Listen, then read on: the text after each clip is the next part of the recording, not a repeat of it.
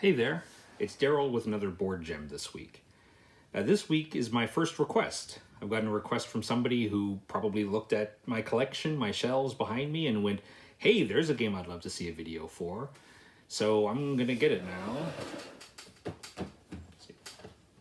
It is, I got it. All right. In the Shadow of the Emperor. And it's designed by Ralph Burkhardt and was published back in 2004 by Hans and Gluck. It's for 2 to 4 players. If you're only going to play this game once, make sure you play it with a full 4, okay? That will be the longest game, but you're going to see the game at its full glory. And the box says 90 minutes, maybe closer to 2 hours. And for ages 10 and up, no. For ages 12 and up, which I think is pretty fair. So the thing about this game is this came out around 2004, and Hans and Gluck was making a number of kind of a little bit more involved games in this kind of smaller Carcassonne size format. Another one would have been St. Petersburg around the same time. And the game was pretty involved, I would say, when it came out. And the weight rating on Board Game Geek reflects that. If you have a look, that weight rating, which is it reflects a combination of complexity and just how involved and thinky the game is. It's a scale from 1 to 5, and this one is pretty high. It's 3.4. There are really, really complex games that are out now, that you can buy now, like newer games, that have a complexity of about 3.4, or a weight rating of 3.4. And this one is not that complicated. The basic concepts are pretty simple.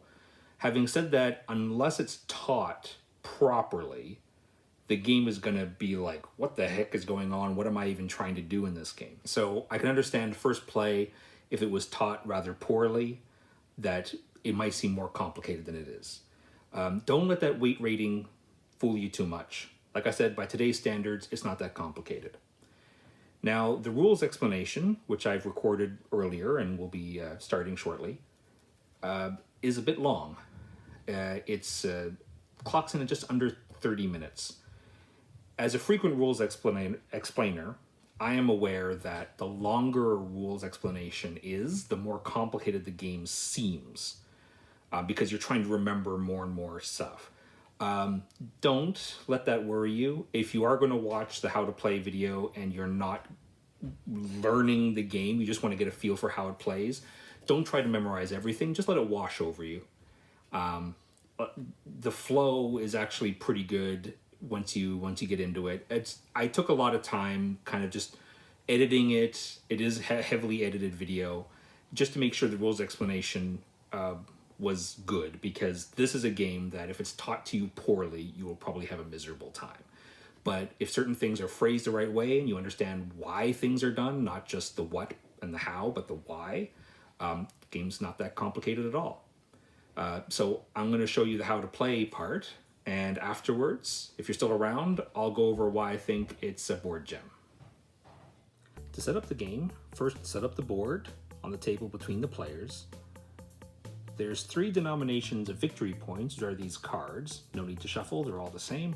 Just place them in piles on the spaces on the board. Sort all of these different cards based on their face. The back can be a little bit confusing. Some of the cards have different backs. Just look at the fronts, and you're going to set each pile up so all the cards that are the same are stacked together. Keeping in mind, you're going to remove some if you're playing with fewer than 4 players. Check the rule book for that. So you're going to set these all up like this. These are called Empire City tokens. We're just going to leave those near the board. And there's 2 Emperor markers. Put one over there as well. And this other one is going to act as a round marker. This is the round track, so we're going to place it on the 1 here. Now each player gets a little player aid, which shows the different ways to score as well as the different phases of each round. One voting card, which is used to determine your vote for the whoever is the next emperor. So this is a vote in favor of the current emperor. This is a vote in favor of the rival. So each player gets one of those in their color. Also get this marker, which in the English rules they call a scoring marker. A little bit confusing, but that's going to be used to track how much money you have. This is the money track here. You get this little cardboard token, which is used along with this. And as far as I can tell, it's just used to kind of track how much money they started the round with, so that as they spend money, they can easily check to see if they've made mistakes.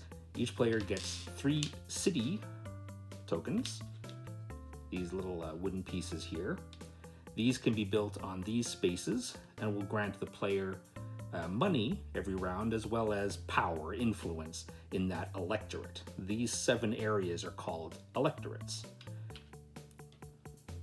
Each player will also get 3 knights. That's these small tokens here. They can be placed in either these castles or in an empty, what we call an aristocrat space. And finally, there are the aforementioned aristocrats. Each player has 7 of these, I believe. They're all the same. They show 4 sides, which show the current age of an aristocrat. So an aristocrat here, showing this number facing this way, would indicate that they're of age 15. Every round, they're going to age. You'll see 25, 35, 45, and then they'll be out. They're double-sided, so if they marry, you have a nice little couple showing there. There you go, it's a couple. More power, more influence. So each player is going to get 7 of those. I'm actually not going to explain the whole setup right now, because a lot of the starting setup involves placing these aristocrats on the board, and you don't know why you're doing that yet. So let me just explain in general the concept of the game. You're going to be trying to score points. The player who has the most points at the end of 5 rounds wins. The main ways of getting points are building these cities. They'll give you some points.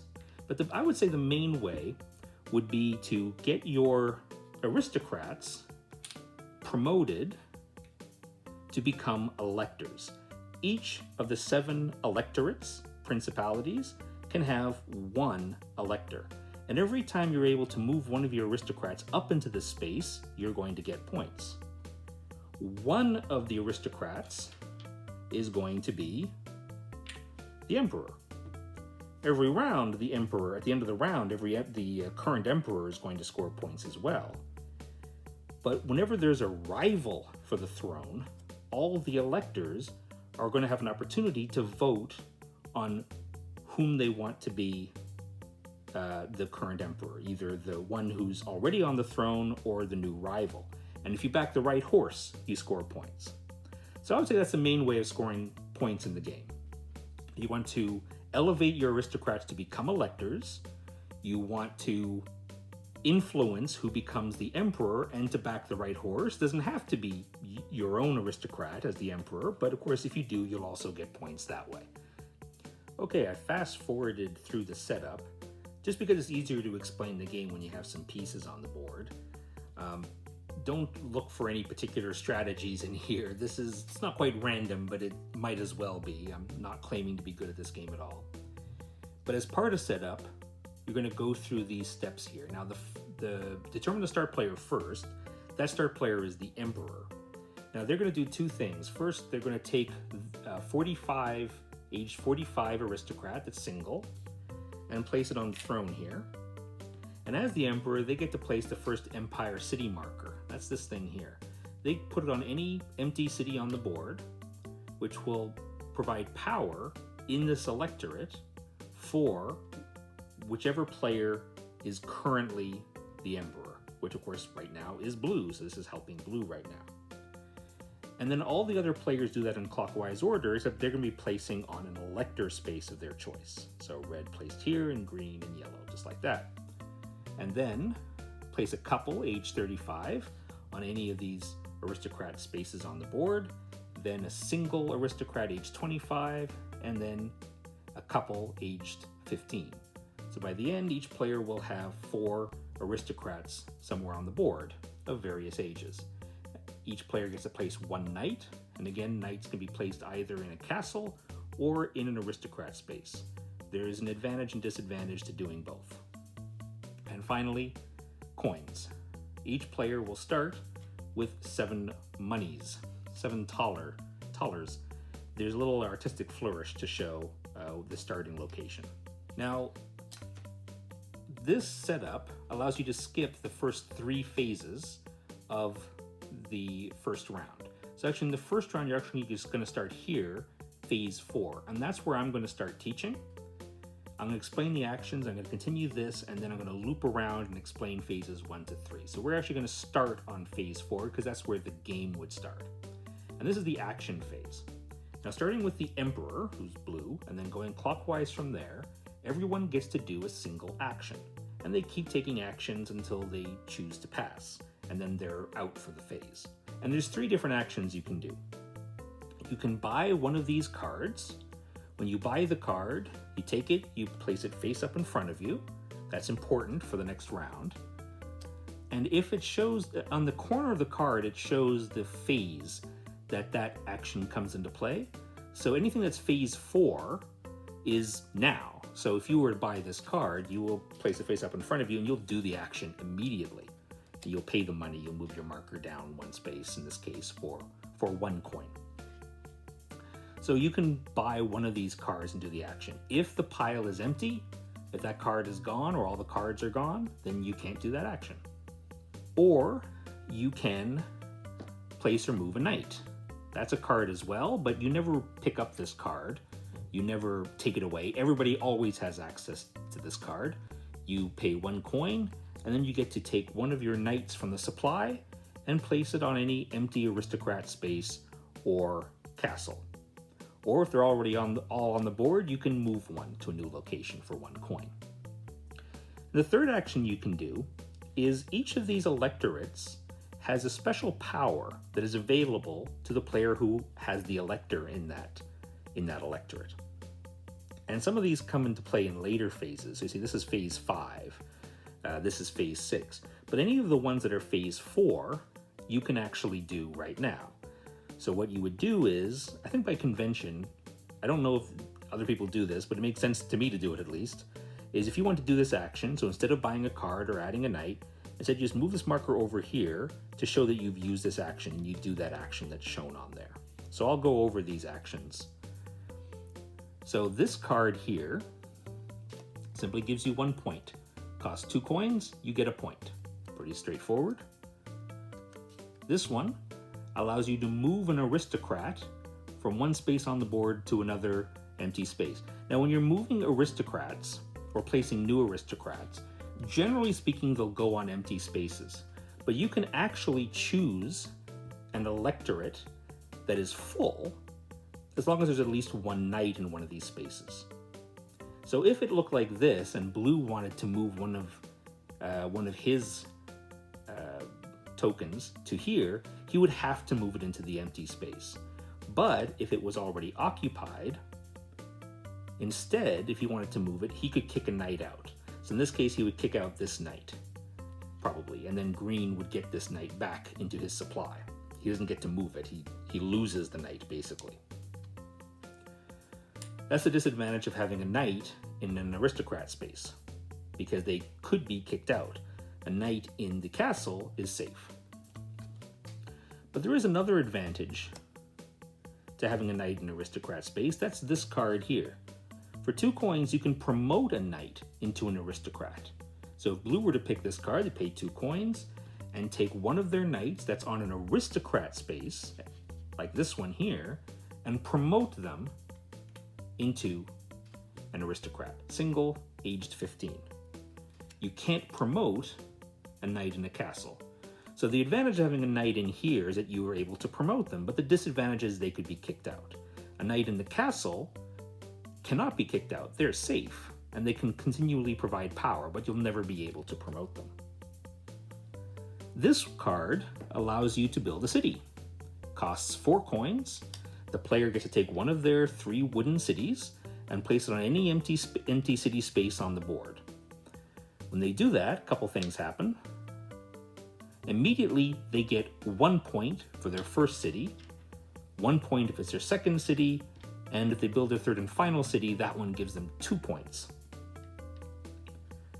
And this will always generate power in this electorate for green. And at the start of every round in phase 1, they'll get 1 coin income. So let's moving on. This is the doctor, I believe. For 1 coin, you can basically take any of your aristocrat tokens and make them more youthful. Rotate them backwards. so they're younger.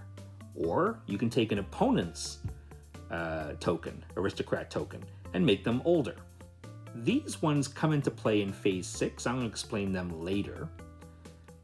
This one basically allows you to bring in a princess from a foreign land to marry your heir, your single aristocrat.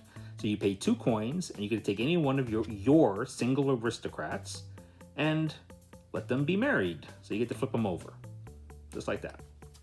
They keep the same age, of course.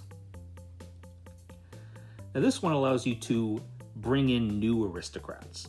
For 3 coins or 5 coins, you get to bring in a new aristocrat and put them in an aristocrat space at age 15, single or as a couple, respectively. So the couple costs 5 coins, single costs 3. And placing aristocrats is always the same. You'll generally put them in an empty space, but if you pick an electorate that's full, you can kick a knight out to place your aristocrat there. This is a special card. The action for Brandenburg, for the elector who's here, is they get to take this card. And this actually will come into play in the next phase. So maybe I'll explain that later. And then of course there are the actions that show phase 4 here that the electors can do. So the elector here is able to bring in a new aristocrat, single, aged 15, somewhere on the board. And this one's free, unlike the other one I showed you. You don't have to spend any money for this one. This one allows you to buy a card that's already been bought, that's out. So you can buy any card, you still spend the money, but even if the pile is gone, you can still do that action. And again, when you use that action, just move it over to show you've used it. And finally, this one works the same way as the doctor here. It allows you to make one of your aristocrats younger or make one of your opponent's aristocrats older. The last thing is there's also this card here. This is the rival card. Now, instead of doing an action, you can pass, and if you pass, you're not doing any more actions for this round. But if your action is take this card, there's only one of them, only one player can do this, they're out for the rest of the phase. They can't do any more actions, and they are declaring that they are rivals to the throne. They want to be the new emperor. This card gets face up in front of them, and again, they're out for the phase. So while you may want to be emperor and you want to get this card, you also want to do actions. So you want to do actions for a while and hope this card is still there later, then you can get some, you can still do that thing while doing actions beforehand.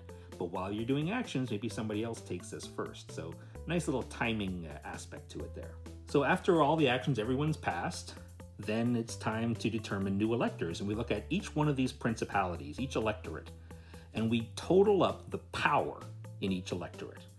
Each of these single aristocrats contributes 1. All these tower symbols represent power. So this aristocrat contributes 1, but this couple contributes 2. So red has 2, blue has 1. Every knight, regardless of whether it's in a castle or an aristocrat space, will add 1 power. Cities built will add 1 power for their player. And these, the empire cities, will add 1 power to the player who's currently the emperor.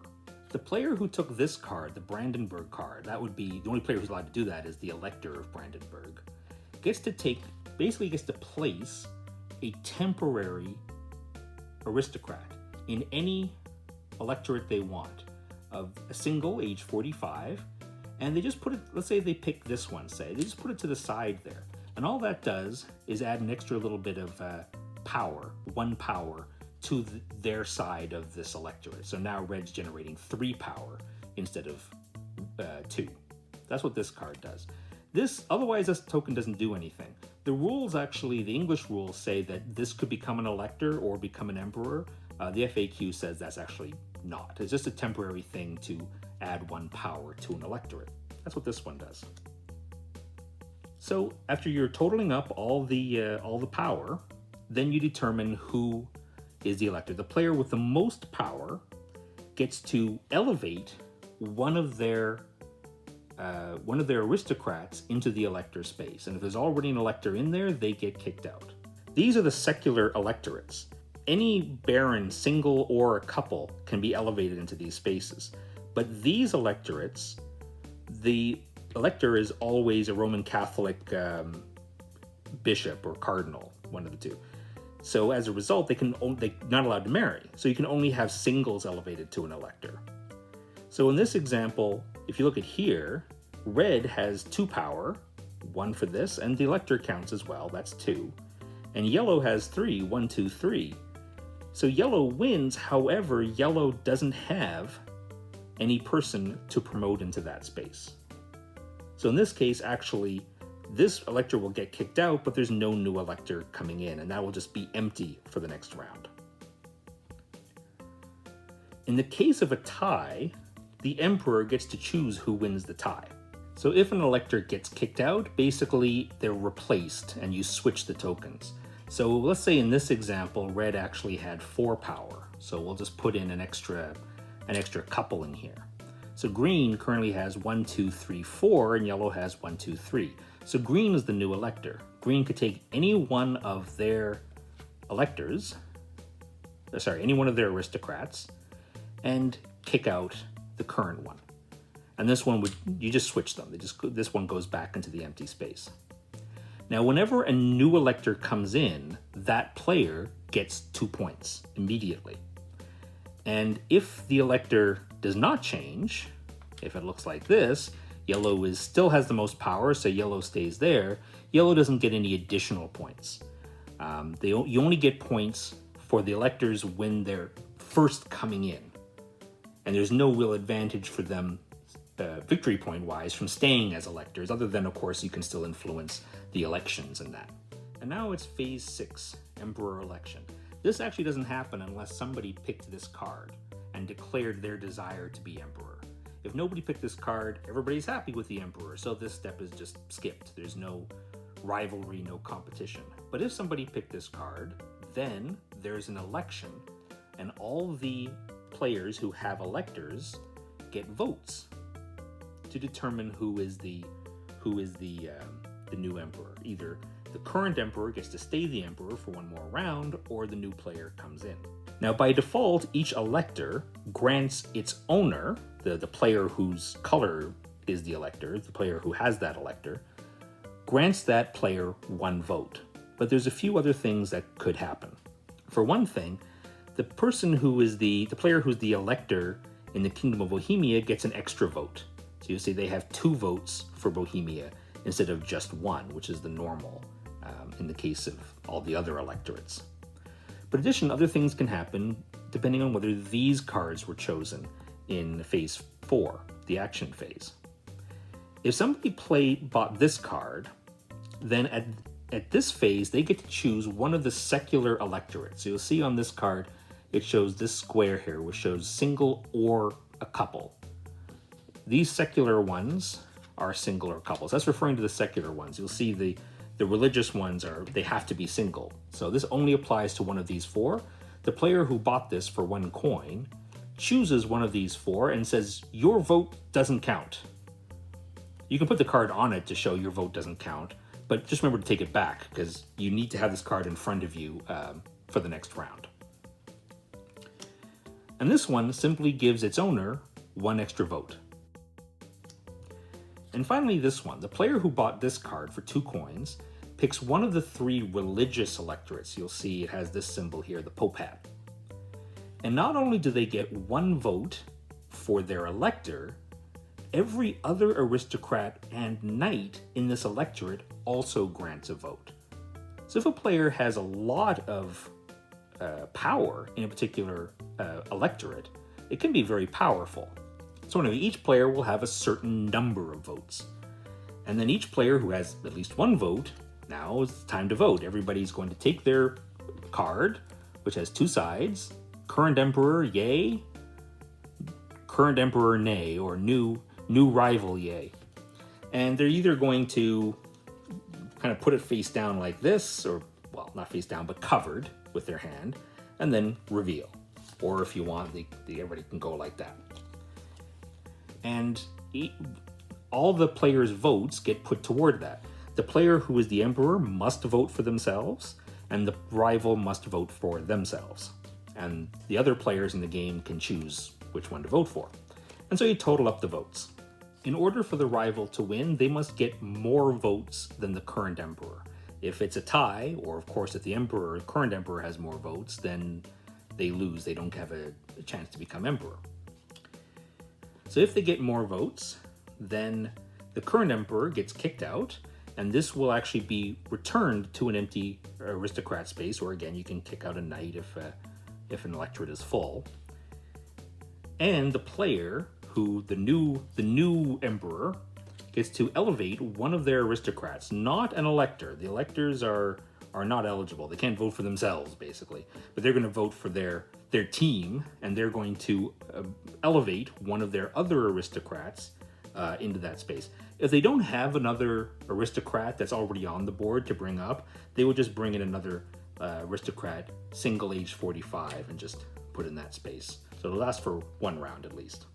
Every player who voted for the winner gets a point, except for the winner. So regardless of whether the emperor or the rival wins, the other players who've backed the right horse will each get 1 point. And then whoever is the emperor now gets to do the action on the emperor space for that round. In this case, the player gets 2 points and gets to place the second empire city. And they pick any empty city space on the board, which at least for next round will benefit them, but of course it benefits whoever is the current emperor, and that could change later in the game. For this round, same thing, 2 points, get to place the third and final empire city token, and this one you get 2 points, a coin, and at this point all 3 empire city tokens are going to be on the board. It's that the player moves one. 1 point and 2 coins, or 1 point in the fifth and final round.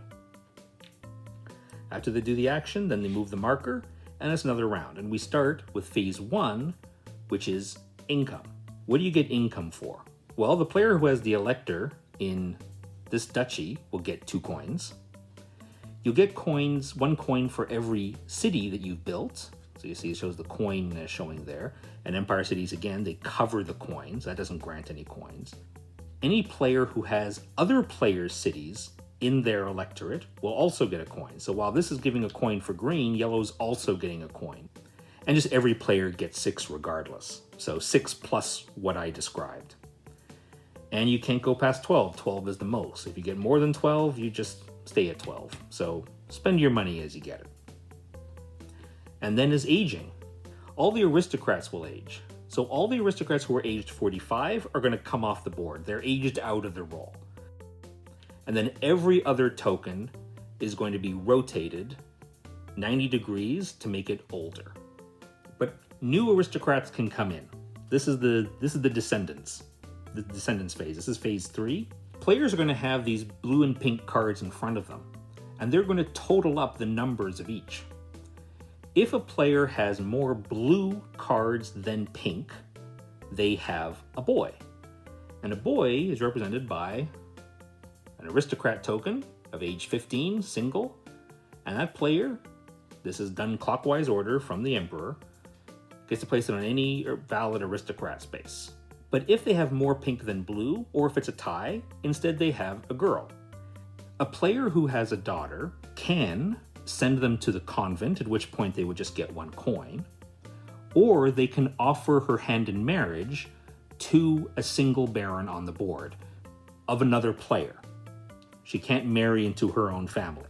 So red, for example, could make a proposal to green. In this case, you would actually pick a particular baron. You don't just approach a player, you pick a baron and say, hey, green, would you like this gentleman, your son here, your heir, would you be able to take my daughter's hand in marriage?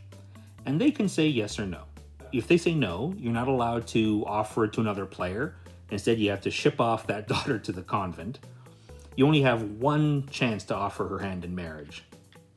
But if the player accepts, then this player would get to flip it over, same age, but now as a couple, and now has more power. And the player who offered their daughter's hand in marriage gets 1 point. And then it's another action phase, phase 2, or round 2, another action phase. And after 5 rounds, there's no end game scoring. Players, as they collect points, they should be keeping them face down. Of course, it's all trackable information, so you could keep them face up. That's a kind of a group-specific thing to do, up to you. And total up your points at the end. And the player with the most points wins. That's it. You're ready to play in the Shadow of the Emperor. I have a confession to make. When I first played this game, and this would have been 2004, 2005, 2006, I played it once or twice. I really did not have a good experience with this. And I believe it's because the rules explanation left me floundering. It's not necessarily the game explainer's fault. It's probably mostly my fault. Generally speaking, I have a harder time learning a game if somebody else is explaining it as opposed to me just reading the rules. But when I read the rules for this game recently, I really, I set up the game and I went through all the different, how things work, and I figured out the why. And the why is so important in this game. I'll give you an example, okay? So in the Shadow of the Emperor, the rules say, you can place a knight. You can place a knight on a castle, or you can place it on an aristocrat space. And you can do this other stuff. And I'm like, well, wait, why would I want to put a knight on what's the difference, right? And then later on, it talks about, you can, if you place an aristocrat and it's full, you can kick a knight out of an aristocrat space. If I phrase it like that, you're thinking, definitely put a knight in a castle because otherwise they'll get kicked out. But then there's a third part of the rules that says, one of the actions is you can elevate or you can promote a knight into an aristocrat. But you can't do it if it's on a castle space. It has to be on an aristocrat space. So in 3 different areas of the rules, it goes over, okay, here's a knight, here's where it goes, and you can figure out why, but you need to see the big picture to see that. And so it was really important when I did the how to play video that I kind of went over some of the why, not just the what, but the why. That's why the rules explanation was a bit longer than I would have liked. Even though the rules explanation was long, it's not that complicated a game, certainly not by today's standards.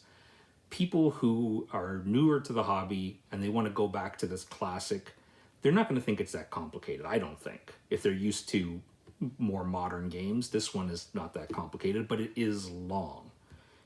But I'm fine with a long game if it fits the theme. This game has to be long because it's about the changing sort of dynamics of the voting electors over the course of 40 years. So the game kind of has to be long, and there is a long game to be played over that period of time, right? And you can plan ahead. It's a little bit like Democker that way. That's another game that I quite like. I'm not going to cover it because its ratings are high enough. But it's kind of like Democker in that way, in that, I'm working for now, but I also am able to look at the board and see what it's going to be like two rounds later, 20 years later. And so you're not just playing the game for now, you're playing it for the next round and the round after that, and you're preparing, you're balancing your goals for this round versus your goals for future rounds. I will say that the scores in this game are really, really low. You're only getting 1 or 2 points for things that you do. So ties would probably be common, and I don't think there's a tiebreaker. So that might not be a very satisfying aspect to some players.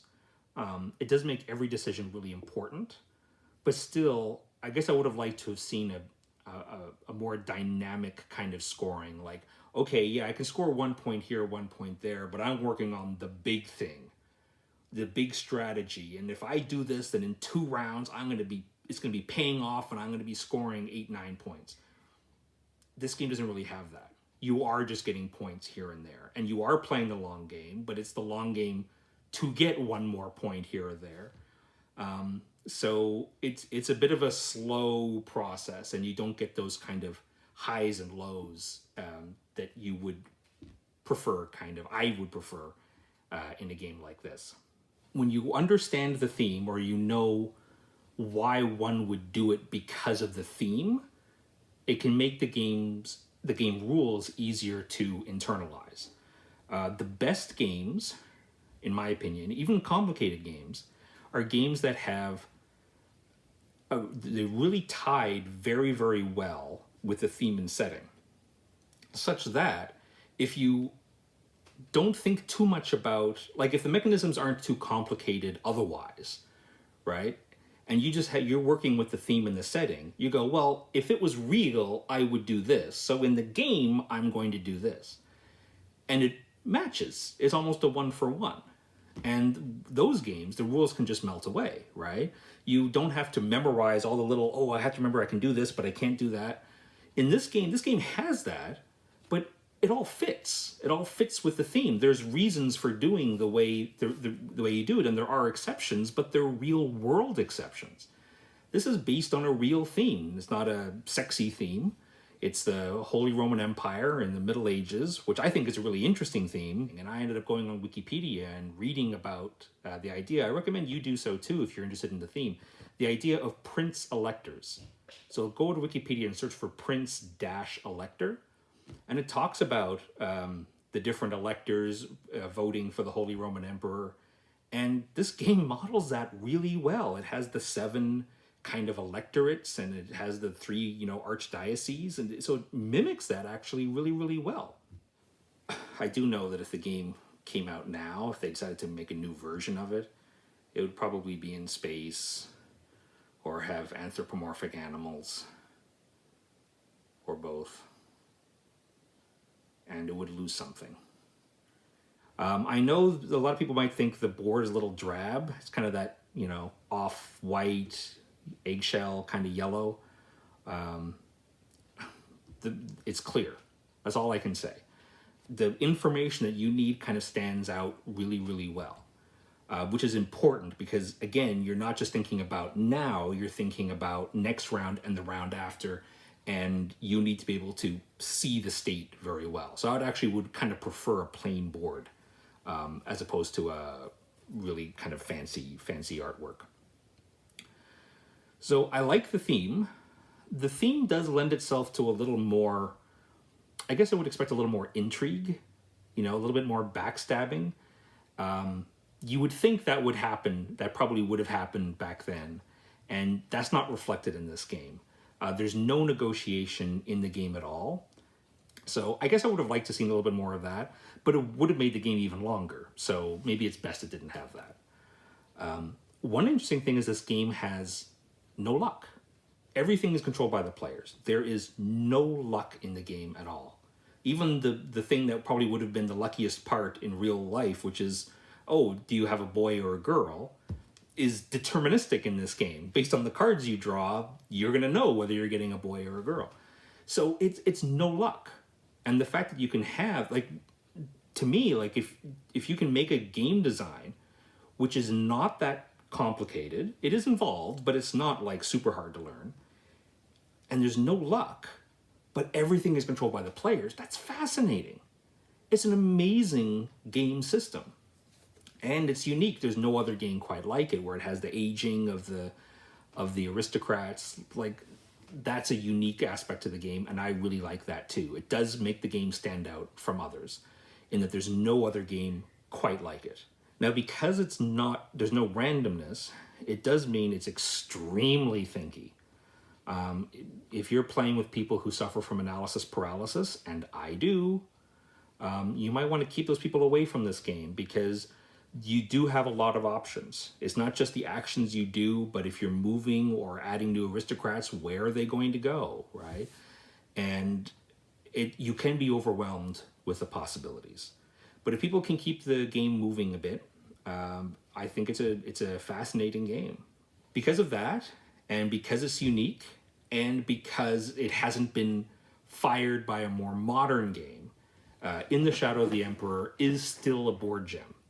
As long as you know what you're getting into going in, you ideally want to get the same group of 4 people who can play games at a pretty good pace and are interested in the subject matter or interested in the concept of the aging aristocrats. Don't mind a long, kind of slow feeling game. But it's a rewarding game, and it's still a board gem today. Thanks for watching, and remember, old games like In the Shadow of the Emperor don't stop being good just because new games come out. Take care.